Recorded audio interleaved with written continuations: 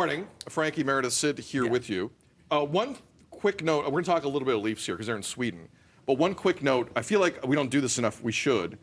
If your phone at 12:55 today in this province, Ontario, goes nuts, there's a reason.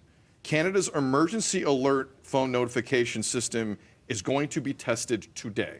FYI, 12:55 today, if you have a meeting scheduled, if you're a teacher in class, you're a student in class, that's happening. The alerts issued typically begin with a loud 8-second alert-ready tone, followed by text of said alert. So 12:55 today.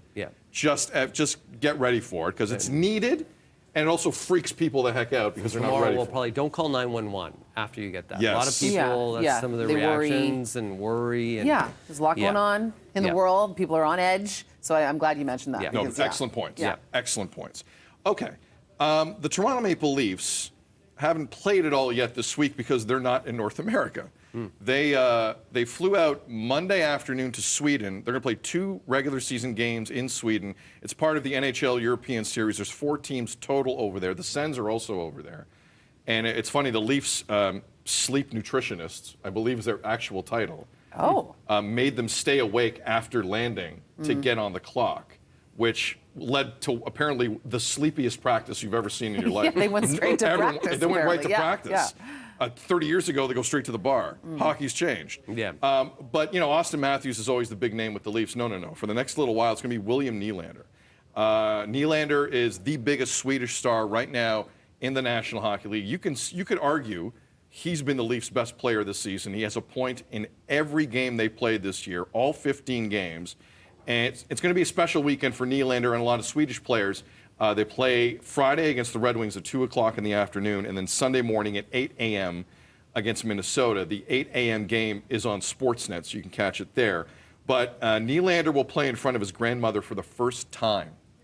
And to give you an idea, like hockey's so big in Sweden, but the NHL games are like 12:30, 1 a.m., 2 a.m. Like that's the constant there. To have primetime hockey in Sweden and to have players like William Nylander have the opportunity. I think he said he had 90 to 100 tickets for friends and family.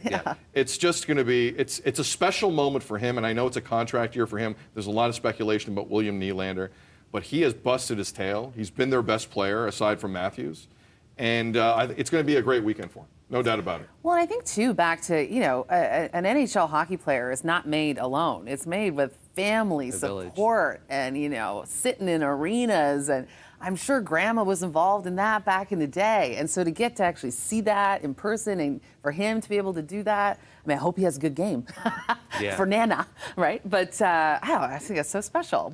I know we were talking about it yesterday, thinking, what the heck are they doing in Sweden? Now I kind of like it. Now that he can play in front of his grandma, I feel like it's all worth it. Yeah, now there's a story behind it, right? So now it kind of makes sense.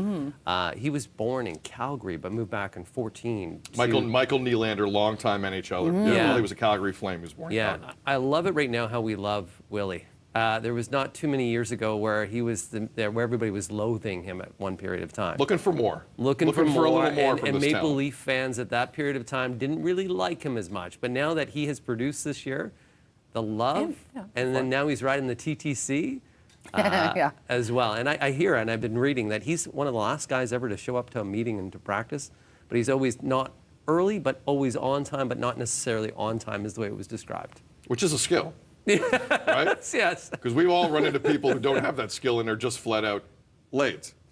And it's annoying if you're not late all the time.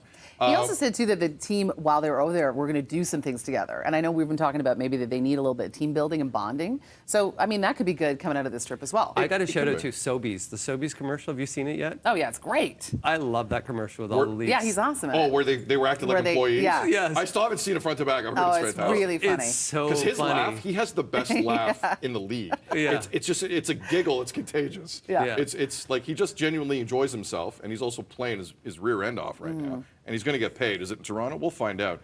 I still think sending 4 NHL teams overseas like this, middle of the season, those teams are going to feel it for a month straight when they come back. I think it's a ridiculous idea.